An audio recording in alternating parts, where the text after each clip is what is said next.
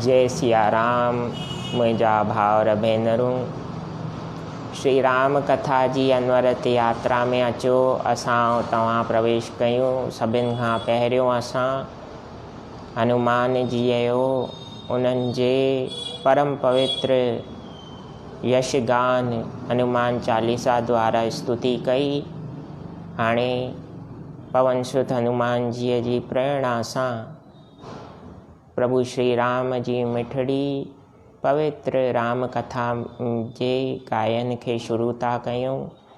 मुंहिंजो पूरो विश्वास आहे तव्हां इन यात्रा में वधीक जुड़ी करे मुंहिंजो प्रोत्साहन कंदा, ताकि मां वधीक में वधीक आध्यात्मिक परिश्रम करे तव्हांखे नई कथाउनि जो रसास्वादन कराईंदो रहां प्रभु प्रेरणा सां। भगवान श्री राम वानरनि खे चयो कि समुंड जे किनारे त असां अची वियासीं, पर हाणे हिन विशाल समुंड खे बिना सेना खे नुक़सान पहुचाए आसानीअ सां कीअं पार कयूं। जामवंत, सुग्रीव, नल नील, अंगद, विभीषण, इहे सभु जेके भगवान जा सेनापति आहिनि, भगवान श्री राम जी सेना जा प्रधान विचारक आहिनि, उन्हनि चयो प्रभु तव्हां सर्वसमर्थ आहियो, पर नीति ऐं नियम चवे थो अगरि कोई कमु शांतीअ सां थिए त उन में असांखे हिंसक न थियणु खपे, कंहिंजो नुक़सान न करणु खपे। अहिड़े रस्ते खे असां स्वीकार कंदासीं त असांजो ऐं ॿियनि जलीय जीवधारियुनि जो भलो थींदो। जॾहिं विभीषण इहो वीचार रखियो त लक्ष्मण जी इन ॻाल्हि खे ॿुधी करे दुखी थिया। लक्ष्मण जीअ जो दुख जाइज़ बि हुओ, छो जो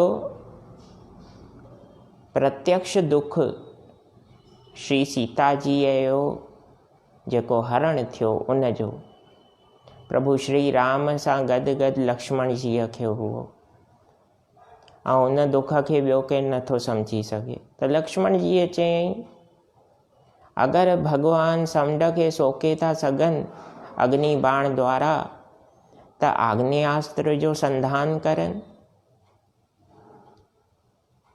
पर भगवान श्री राम लक्ष्मण जीअ जे उत्सुकता खे ऐं रोष खे ॾिसी करे लक्ष्मण खे शांत रही करे कुझु इंतज़ारु करण लाइ चयो। लक्ष्मण ओॾी महिल त चुप रहिया, पर मन में दुख पियो थियनि। और लक्ष्मण जी मन में ही सोचनि था कि कातर मन कहूँ एक अधारा, देव देव आलसी पुकारा। और इहो भाव प्रभु श्री राम जे साम्हूं व्यक्त बि करे विधनि। जंहिंखे बुरो लॻणो आहे लॻे वञे, पर लक्ष्मण जीअ पंहिंजा वीचार मन में दॿाया न आहिनि, श्री राम जे सम्मुख व्यक्त कया आहिनि। चवण लॻा प्रभु श्री सीता जीअ जे दुख जो वर्णन पवन सुत हनुमान पहिरियों ई कयो आहे। उन दुख खे यादि कयो। असांखे पंचवटीअ में जॾहिं असांजी कुटिया सुनसान ख़ाली मिली, सीता जीअ जी खोज में असां जेतिरो दर भटकिया आहियूं, उन दुख खे यादि कयो त मुंहिंजा मालिक तव्हां कॾहिं बि कहिड़े निवेदन रूपी व्यर्थ प्रयास ते ध्यानु कान ॾींदा। लक्ष्मण जीअ जे मन मां निकितल इहे दुख सां भरियल क्रोधित शब्द ॿुधी ऐं सटीक शब्द ॿुधी वर्तमान स्थितीअ जे अनुसार अगरि कथावाचक जे रूप में चवां त लक्ष्मण जीअ जो भाव बिल्कुलु सही हुओ। पर प्रभु श्री राम चवण लॻा, मुंहिंजा प्यारा भाउ, असां उहो ई रस्तो अपनाईंदासीं जेको तूं सोची थो। लक्ष्मण जी चवनि था कर्म कयूं। लक्ष्मण जी सतत कर्मवाद में विश्वास करण वारा प्रधान नायक आहिनि राम कथा जा। कर्मवाद बिना थके बिना रुके कीअं कजे अगरि सिखणो अथव त लक्ष्मण जे चरित्र खां तव्हां सिखी था सघो। लक्ष्मण जो चरित्र बिना थके बिना रुके निस्वार्थ भाव सां सेवा कीअं कई वञे, इहा शिक्षा असांखे ऐं तव्हांखे ॿुधाए रहियो आहे। लखन भैया जे भाव खे ॿुधी विभीषण थोरा भयभीत थिया, छो जो हींअर अञा श्री राम जी शरणागतीअ में विभीषण आया आहिनि ऐं शुरूआत में ई लक्ष्मण जी उन्हनि जे भाव जे विपरीत वीचार व्यक्त कयो। तॾहिं बि प्रभु श्री राम चयो, राघवेंद्र सरकार चवण लॻा कि भाई असां वरुण देवता खे प्रार्थना कंदासीं। ॾिसो भॻवान श्री राम बि वरुण देवता खे प्रार्थना कई आहे। पिछले 4 सालनि खां मां लगातार राम कथा में इहो निवेदन कंदो आयो आहियां कि प्रभु श्री राम जे कुल देवता ऐं असांजे इष्ट देवता में को अंतर न आहे। बसि असांखे इन ॻाल्हि खे स्वीकार करिणो आहे कि राम चराचर जा स्वामी आहिनि ऐं वरुण देव असांजा इष्ट देव आहिनि। बसि स्वीकार करण जी देरि आहे, पोइ त मन में आनंद ई आनंद आहे। भगवान श्री राम सूर्य देवता खे हथ जोड़े वरी समुंड खे हथ जोड़े करे समुंड जे किनारे कुश जी चटाई विछाए करे 3 ॾींहं लगातार वरुण देवता जो ध्यानु कयो अथनि ऐं प्रभुअ जे ध्यानु करण खां पोइ there is no response. Varun देवता जो कोई उत्तर न आहे।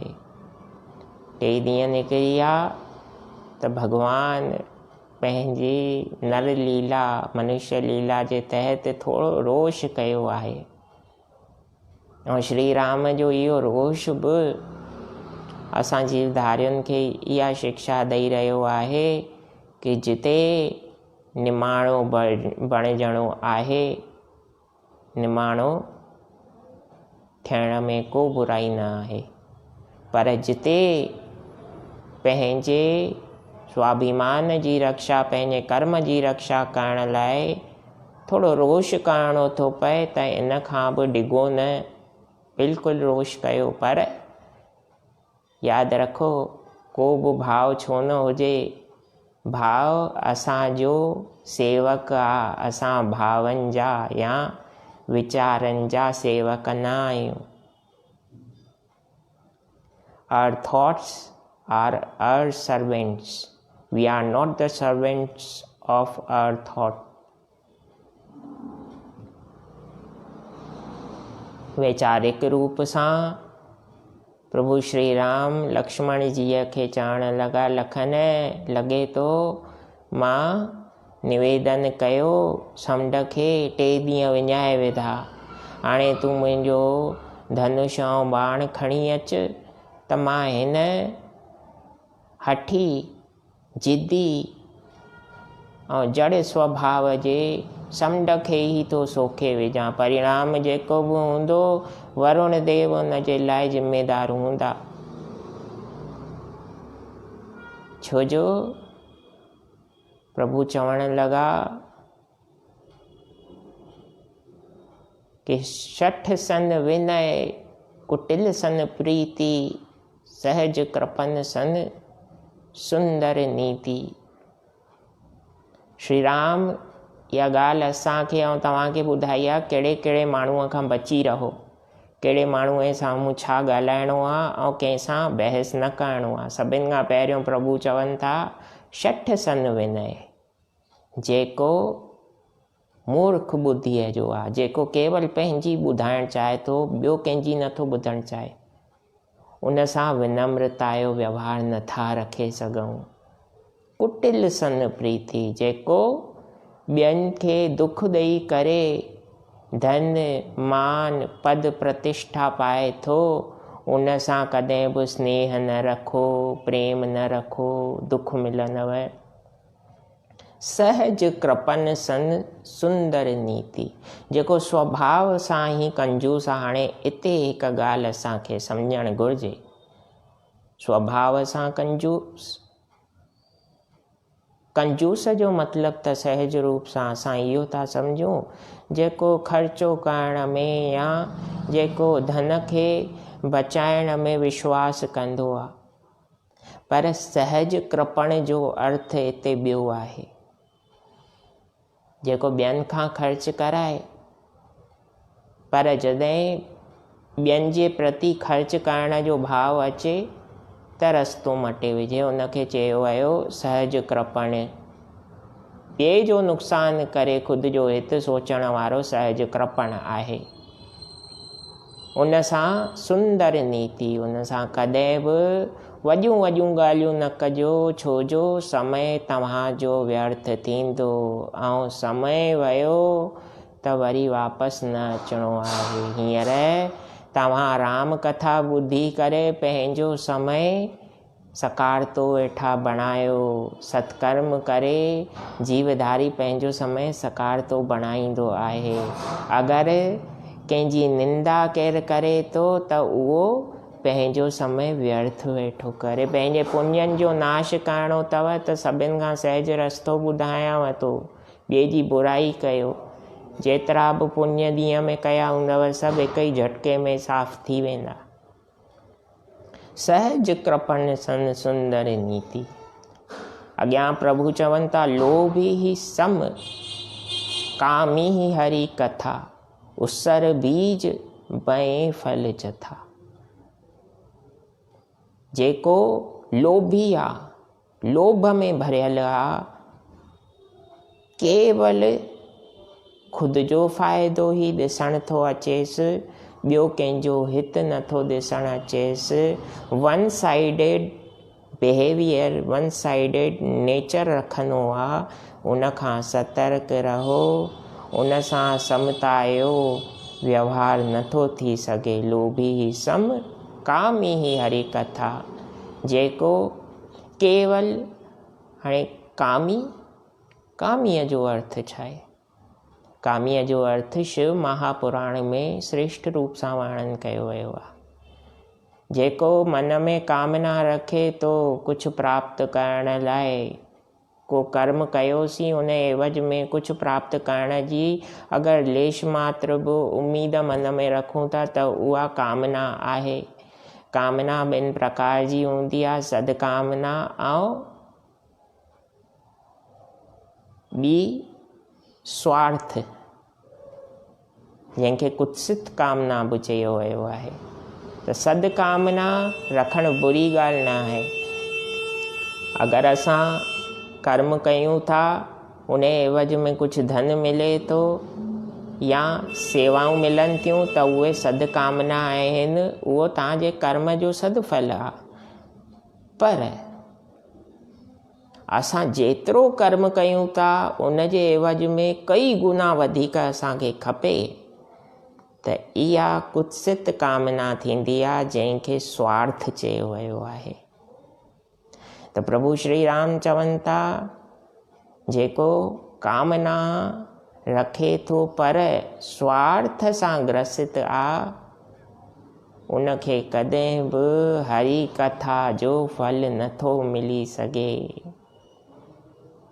असां कथा ॿुधूं ऐं कथा खे जीवन में जियूं, ॿिन्ही ॻाल्हियुनि में ॾाढो अंतर आहे। जी करे इम्प्लीमेंटेशन उहो ई करे थो सघे जेको